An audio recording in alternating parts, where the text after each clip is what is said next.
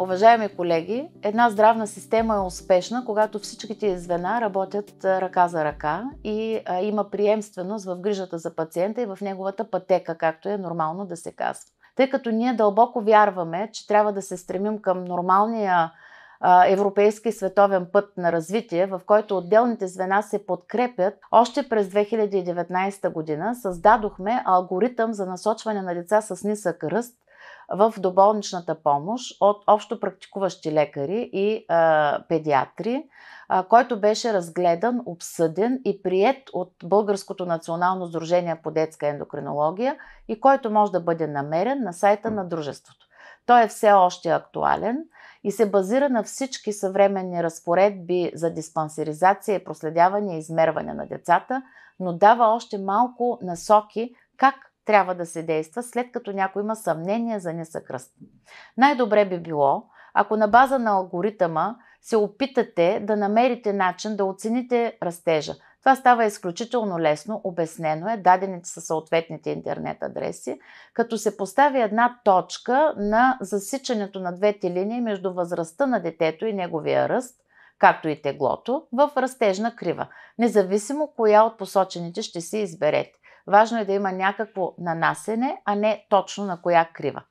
Когато детето излиза извън рамките на разпределението на ръста на децата за тази възраст от съответния пол, т.е. под трети персентил, то трябва незабавно да се насочи към детския ендокринолог, като такива има вече във всички по-големи градове, а в София, Пловдив, Варна, Плевен и Стара Загора има и специализирани звена по детска ендокринология.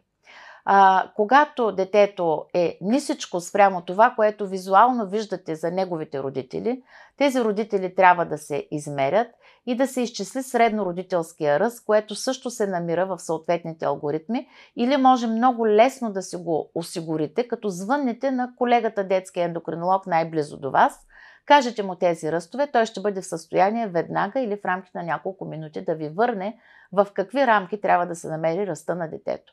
Ако той е извън тези рамки и особено ако теглото му е на по-висока точка на кривата, отколкото е ръста му, трябва също незабавно да се намери начин и да се насочи към детски ендокринолог. Добре е тези прегледи първо да се правят в доболничната помощ, за да избегнем излишните напрежения, тъй като от няколко случая, които вие ще насочите, може би един или два ще бъдат патологични, останалите просто ще бъдат с някаква форма, нормална форма на нисък ръст. Когато детето стигне до детския ендокринолог, ще се направи точна оценка и при необходимост, особено ако има някакви стигми за синдроми и други състояния, ще бъде насочено към третична ендокринна клиника.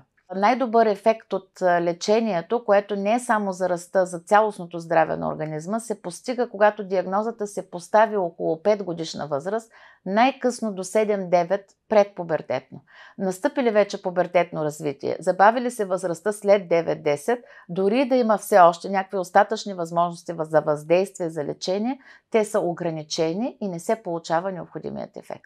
Една особена категория от деца, около 7% от новородените, се раждат с ръст и или тегло под нормалните за съответната гестационна възраст. Повече подробности можете да намерите в интернет на нашия проект за малките за гестационната възраст деца. Тези деца в по-голямата си част наваксват и до 2 годишна възраст, най-късно до 3-4, достигат нормалния си растежен канал. Но има едни 10%, които съставляват немалка част от ниските при краен ръст, които не могат да направят това спонтанно и се нуждаят и имат право на лечение. То постига най-добри ефекти, когато започне във възрастта между 2 и 4 години. Моля ви, ако имате деца, които са родени малки в своята практика, първо може да погледнете в интернет дали те наистина отговарят на тези критерии. Изключително лесно е пак с една точка, която засича гестационната възраст, отбелязана в епикризата на всяко новородено с неговия ръст или тегло. и под 10 персентил са патологичните случаи. След това на 2 годишна възраст да ги измерите отново и ако те остават нисички и дребнички, да ги насочите към детския ендокринолог. Това е известна за нас диагноза, ние имаме поведение при нея и чрез лечението се предотвратяват множество заболявания, които по-късно биха създавали големи проблеми. Тези деца са предразположени към сърдечно-съдови заболявания и диабет, ако не бъдат лекувани и особено ако се допусне характерно за тях затлъстяване около 8-9 годишна възраст. Какво още би могло във вашите практики да се прави, което е много важно, е засегнато в алгоритъма? Когато има пациент на лечение, а за вашите практики това са десетки, стотици пациенти от абсолютно различна възраст и от абсолютно различен спектър на заболяванията. Какво бихте могли да направите за пациентите, които са на лечение, свързано с техния растеж? Например, растежен хормон. Винаги даваме и до сега, това е наше задължение, епикриза, в която точно са описани препоръките към пациента. Сега тя ще бъде достъпна за вас и чрез неговото здравно досие. В тези препоръки стриктно е посочен срока на проследяване, както дозировката.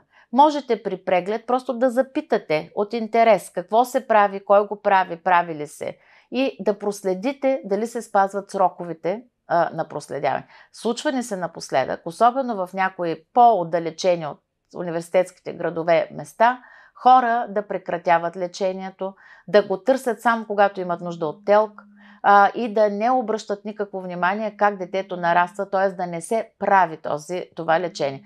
Готови сме винаги да отговаряме на въпроси. В нашите проекти и Фейсбук страници има директна връзка с специалисти, които наблюдават процеса на общуване и вие може да задавате анонимно своите въпроси по тези канали също. Моля ви, погледнете алгоритъма, свалете си го, използвайте го в ежедневната си практика. Благодаря за вниманието.